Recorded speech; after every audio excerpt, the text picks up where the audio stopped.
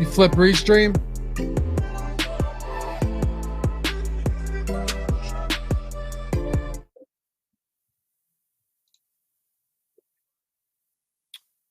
What's going on, everybody? Welcome to the Awesemo.com NBA strategy show. That's not true. NBA Deeper Dive and Live Before Lock, dual streams, sponsored by none other than Jock Market. Be sure to stick around after lock. We've got a full 30-minute Jock Market hit coming up. 30 minutes at the end of every show, every single Thursday. We got you covered, man. You win money there. I'll tell you how to do it in a second. But if you like money and you like winning it, and you think anywhere you can find the competitive edge is a good thing, well, that's the place to be. But first, I'm Dave Loughran on Twitter at Loughy_D, LOUGHY_D. With me, Adam Scherer at ShipMyMoney. What's up, brother? Not much.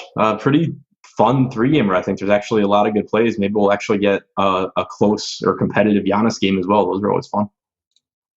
Yeah, they certainly are. Only 3 games. It's been weird lately, right? We had Martin Luther King Day, which was kind of a chopped up slate. You're not used to seeing that. Usually we'll get like the full 9-game main slate. And then you had a 2-game slate that started at 9 p.m. And then you had a 10 that turned into a 9 yesterday. Now we got a short 3-gamer again. So it's been a really weird week for basketball, but there's still money to be won, and that's really all that matters. So I say we dive into it. What do you say? Yeah. What's it been, like 3 years since we used to get, it always used to be like 2 and 3 game slates on Tuesdays and Thursdays? Yeah. Yeah, it was every Tuesday, every Thursday. Like you said, you'd have 2 games, 3 games max. Yeah, I remember that. Yeah, I remember because like every Wednesday and Friday. Yeah, one of the biggest wins I had was on a 2-game slate, and when Draymond Green was big, or when he was good. And I remember like not hating those short slates, but when it was twice, sometimes 3 times a week, it sucked. I think it was 2 years ago that maybe it was 3 years, maybe you're right, that they removed it and really started to make it more fantasy friendly. I think it was 2. But yeah, I used to hate it because like I at the time, I'm better at it now, but at the time I was really bad on short slates. So if I had like a losing Monday, Wednesday, or Friday, it felt like I had to wait 2 days to win again because I was definitely going to lose on Tuesday and Thursday.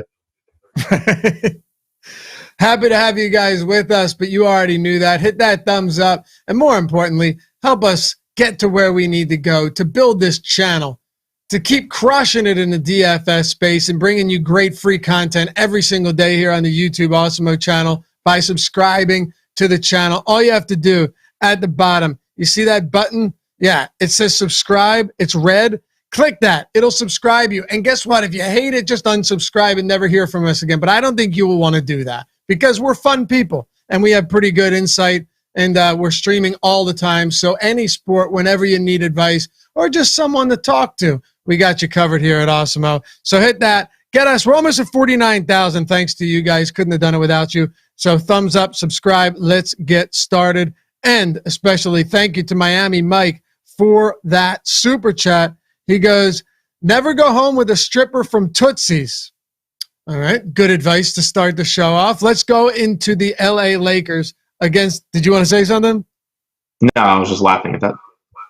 Oh, okay, well, appreciate it, man. I don't know if he's sending us that money with the idea that we will use it for strippers, but $10. Anything that gets me to go to Miami with Tootsie's is cool with me. LA Lakers at Milwaukee Bucks. The Lakers here is by the way, the start times are kind of strange. You have a 7:30 and then 2 10 p.m. Eastern games. So this is the only earlier lock. Lakers 113.5 point total. They are 2-point dogs on the road in Milwaukee against the Bucks. And by the way, if you're looking to the left of the screen, you see those 2 numbers. If you're kind of new to the betting and the DFS, the first one is their implied total. The second one is the spread. Maybe that helped someone. What are your thoughts here on the Lakers? LeBron James questionable, but he's going to play. Anthony Davis is probable. Seems like they're finally fully healthy, or at least we have a good idea that everyone's going to be on the court tonight. Yeah, and this will apply to both teams, but I think that there's a couple of spots on the Lakers that are just naturally a little bit underpriced, specifically James and Davis. Both guys averaging 31, 32 minutes per game this year, but that's because the Lakers are involved in so many blowouts. You have Frank Vogel coming into the season had talked about sort of limiting LeBron, limiting Davis, but so far he hasn't been doing that in competitive games. It's been more so that when a game gets out of hand, he gets James and Davis to the bench pretty quickly, and so it's driven down their season average. But in competitive games, you're getting more. You got a competitive game from them on Monday against the Warriors. They lost by 2 points. Davis played 37 minutes. LeBron played 38. I think that you can bump up projections a couple of minutes on these guys above their season average, given the matchup tonight against a very good Milwaukee squad. And so because pricing is in large part set to season averages, it just makes James and Davis both a little bit too cheap, particularly James, who I have no idea why he's less expensive than Anthony Davis. He averages more fantasy points per minute. They average almost the exact same number of minutes per game. If the game's competitive, they're both playing more minutes. So I really have no idea why James is less expensive than Davis, but I think that they're both underpriced. What are your thoughts on Dennis Schroeder, who's been actually, decent in this third man role with the LA Lakers? He hasn't been spectacular, but you've had a few spots there, especially looking at a short slate and trying to justify it, where he's been pretty decent. He's got an assist rate, only 21%, 23% usage. Pretty underwhelming rebound rate. He's not doing much in the way of steals and blocks, but he's on a team that really moves the ball well, right? They can score a lot of points in bunches, and Dennis Schroeder's playing time is at least staggered enough to where you can get some minutes without the big two. And in a close game like like 3 nights ago, he should play around 32, 34, 35 minutes, as we've seen in competitive spots, but they've been involved in so many blowouts on the winning side. Yeah, I mean, he's never going to, or not never, but he's not going to normally be the highest usage guy or the highest assist guy, since he's playing with LeBron, and obviously Davis is out there as well. But he does contribute enough as a scorer and as an assist guy that he gives you upside in tournaments. He's a little bit overpriced, I think, for his medium projection, but that's not to say he can't go out and have a big game here, especially if he does get 33, 34 minutes, assuming this game's close. So, whereas James and Davis are, I think, the two priorities here, particularly James, Schroeder more of a secondary option, but I think that he does have upside to his salary. What are your thoughts on the rest of the Lakers? Of course, this is one of those teams where you have a couple of players that shoulder the bulk of the load. Brooklyn, we talked about it last night, very similar. Irving, Durant, Harden, and then it falls off a cliff. Although, did you see Green was in winning tournament lineups? No, I didn't. Oh, Jeff Green? Yeah, of course he was. But what I'm saying is the Lakers are similar to the Brooklyn Nets in that respect, where you got a couple guys that can give you a decent game from time to time, but you usually know where the usage is going to be concentrated. But on a 3-gamer, is there anybody else that stands out as a decent option? Yeah, I'm interested in Montrezl Harrell for one of the first times this season, especially on DraftKings, where he's only 5,200. He's someone else that, the playing time kind of varies from game to game anyway, but he also gets hurt by the blowouts because he doesn't get to close games. You've talked about it a lot before, that the guys coming off the bench that are also closers typically get burned pretty badly by blowouts because they lose a bunch of minutes at the end of the game that they rely on to get to where you need them to. So I think Harrell's season average is down around 24, 25 minutes. I think if this game's competitive, you can easily get a couple more minutes from him as well. He's averaged over a fantasy point per minute this year, so he really hasn't had issues with production. It's purely been playing time based, why his salary is driven down. And the other reason that he's tough to roster on a lot of slates is because of the opportunity cost at center, but you really don't have that on this slate. You have a group of guys in the mid-range that all look pretty similar, including Harrell. But outside of Rudy Gobert, you don't have any sort of top-end option, at least among the center-only options. Obviously, you can roster Giannis there, but it's a little bit different slate in that regard too. So I think Harrell has some appeal. And if you do need to get a value, a cheap value in your lineup, Kentavious Caldwell-Pope, not exciting at all, but around 0.8 DraftKings points per minute this year, and probably plays 24 or 25 minutes at sub 4K. Okay. Somebody mentioning in all caps that it was Josh Green, not Jeff Green, screaming very loudly. No, there were tournaments that I was in that Jeff Green was in the winning lineup. He had 16, 7, and 2 with a steal and a block.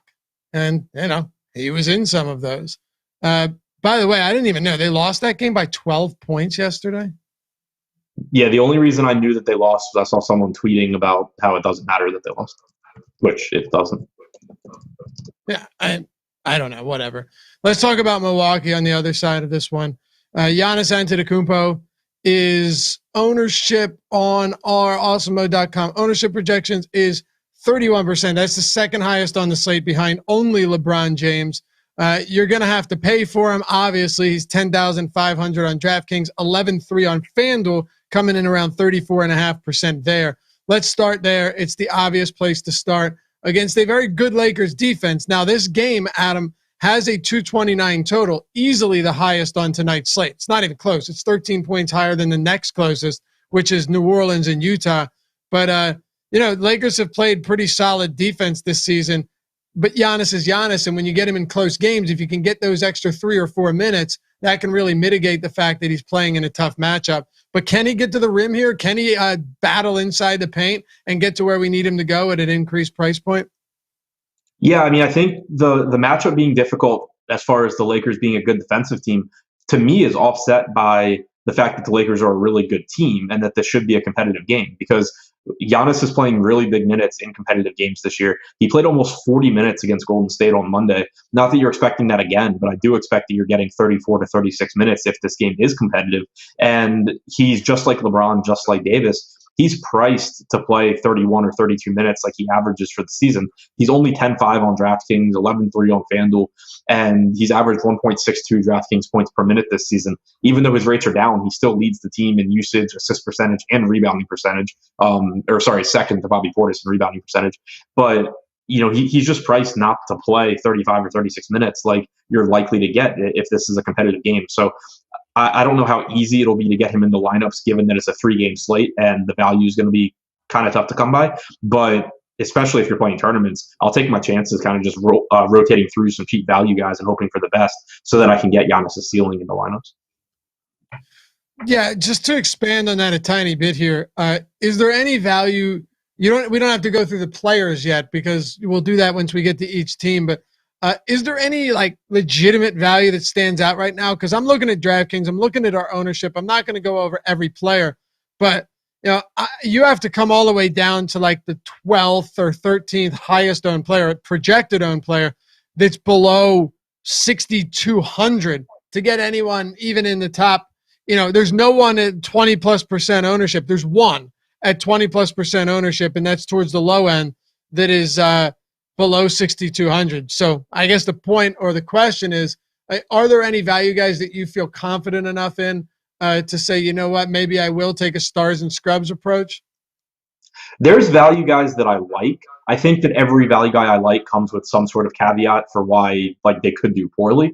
But there are cheap enough guys that I'm interested in. And I think that, and I'm talking more about guys between 4 and 5K. There's not anyone below 4K that I feel great about, although there are still guys in 150 max that I'm sure I'll get to and just hope for the best.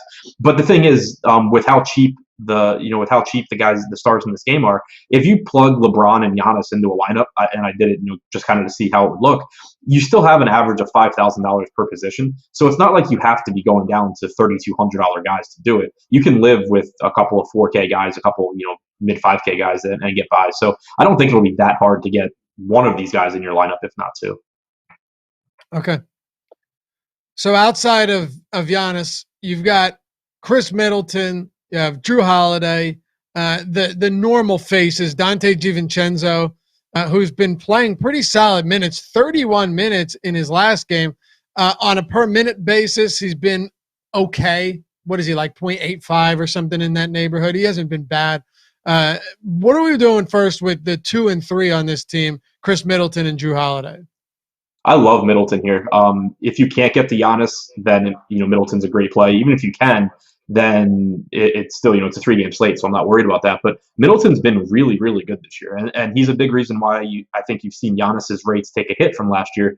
Giannis obviously still been great, but he was 1.8 fantasy points per minute last year. Middleton's got a 25% assist percentage this year, just behind Giannis. He's got a 25.5% usage rate. He's averaged 1.25 DraftKings points per minute. So I think, he's taken another step forward this year as far as his fantasy production goes, and he gets hurt the same way Giannis does by blowouts. there's no real reason to think that if this game's close, Middleton's not playing 34 to 36 minutes as well. He covers the small forward position for you, which can be tough to cover. It's not as difficult today since you have LeBron, but still not the strongest position. Just a really good mid range value, I think, in Middleton. All right, so we talk about Middleton. You like him quite a bit. Jrue Holiday's been like last year. Jrue Holiday in New Orleans was pretty fantastic. Now clearly they dealt with a lot of injuries, but he's got a 19% usage rate this season, Adam. That's down 5+% from last year. His assist rate's down from 29% to 21%. His rebound rates at 6.9%.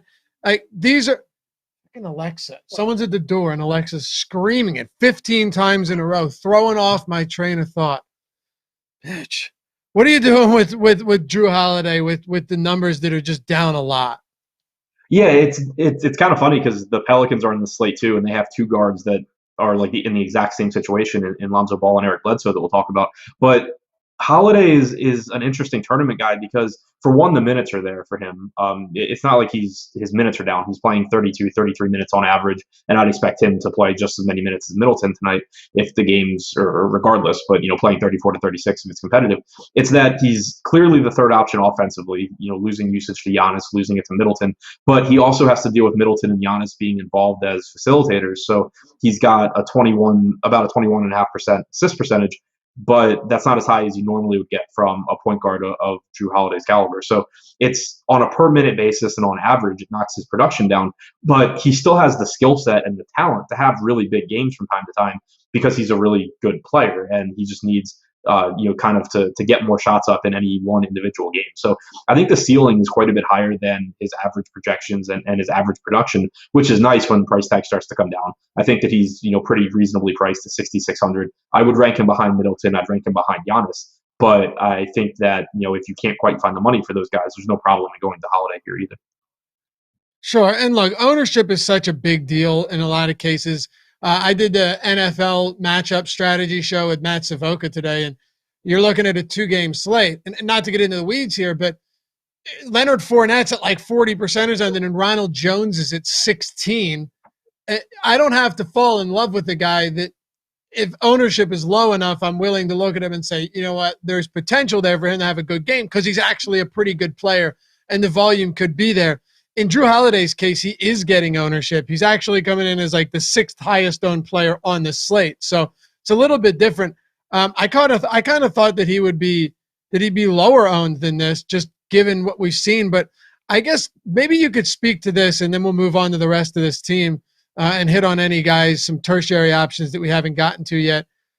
With Jrue Holiday, he hasn't been putting up huge games, Adam. But when you look at his numbers, now that he's down at 6,600, and you kind of touched on this, now that he's at 6,600, you can get away on a small slate with the 37, the 45, the 37, the 36, the 39, the 33. Those aren't necessarily killers now that he's come down to a pretty reasonable price point and your alternatives aren't much greater. Yeah, exactly. He's still, even though the rates are down, he's still averaging 1.06 DraftKings points per minute this year, and he's averaging 32.2 minutes per game. He's played at least 34 minutes in 3 straight.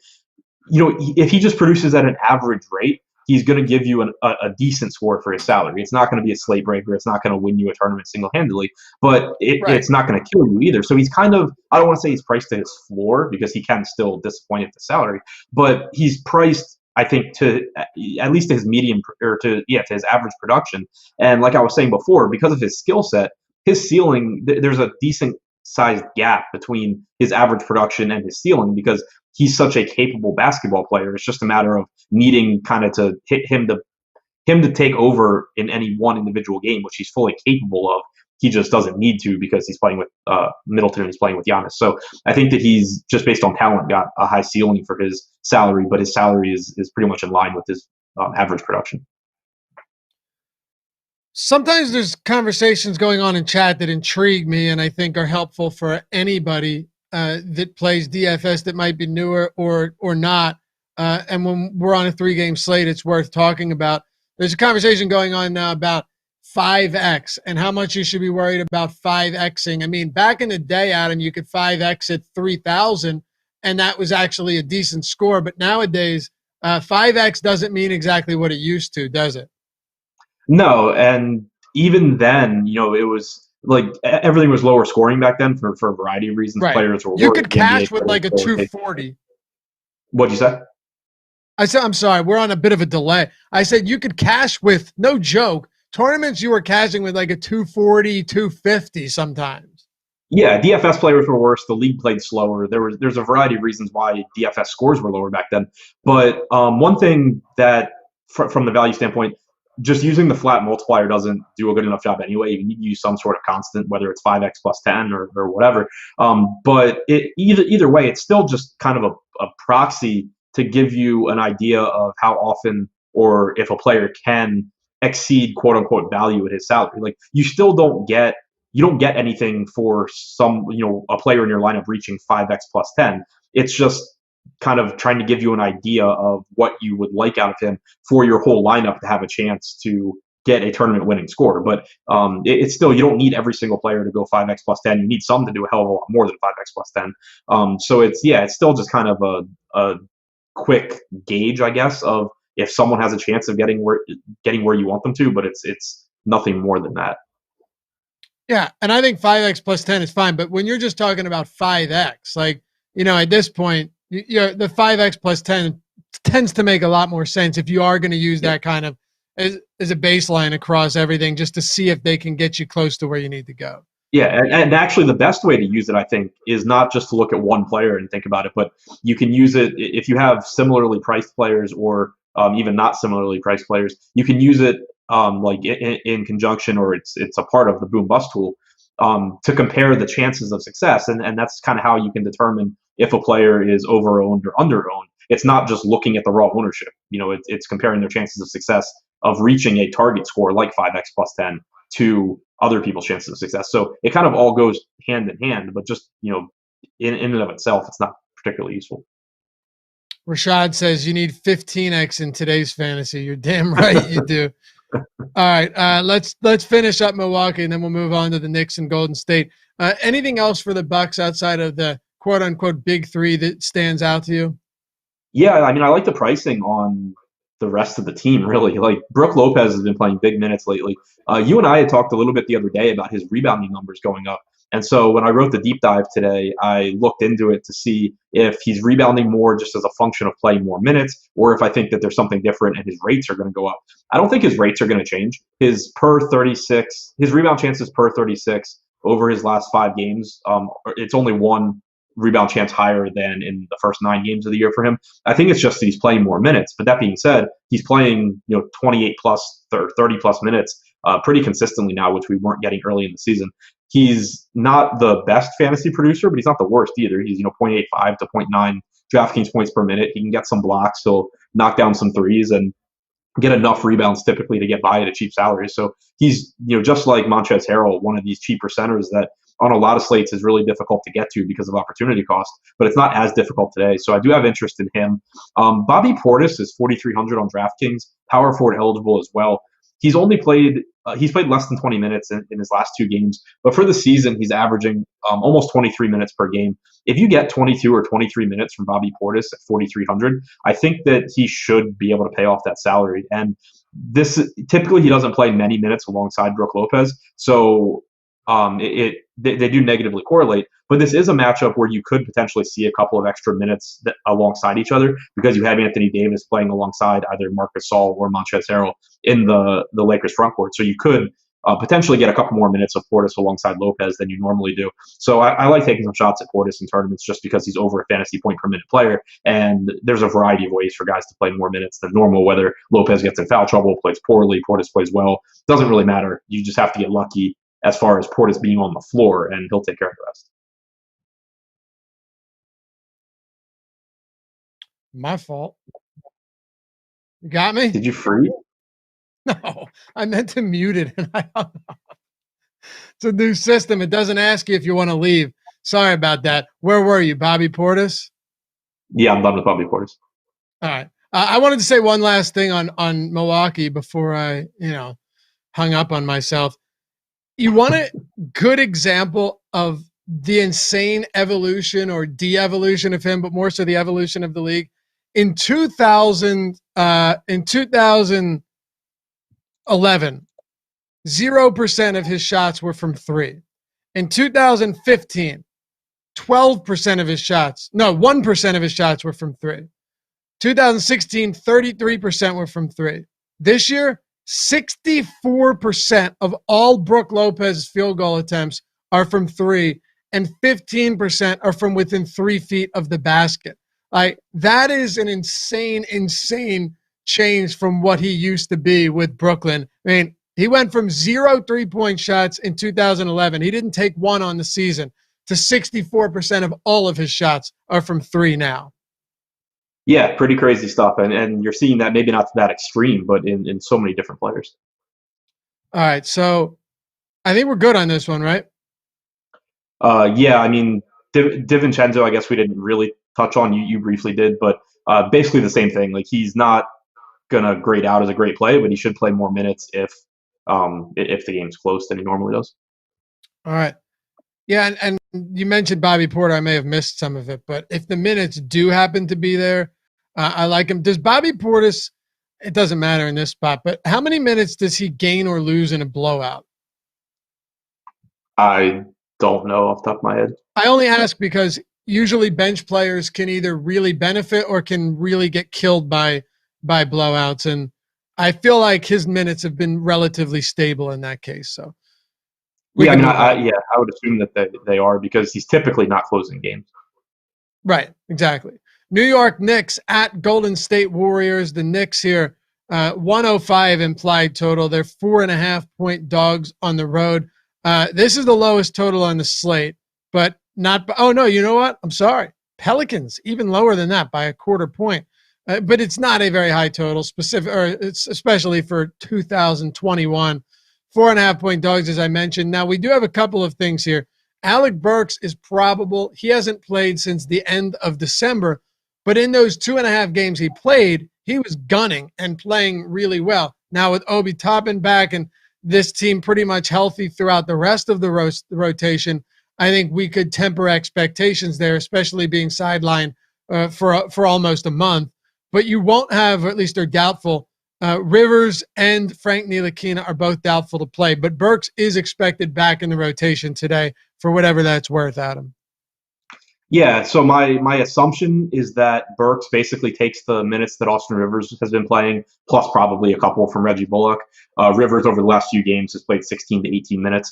I don't know how quickly they'll bring Burks back, but based on how the rotations have looked, you've basically had Elfrid Payton and Emmanuel quickly splitting the point guard minutes in some way, and then you've had Reggie Bullock and Austin Rivers splitting the 2 minutes. So I think that Burks probably takes Rivers' role and then just steals some minutes from Reggie Bullock.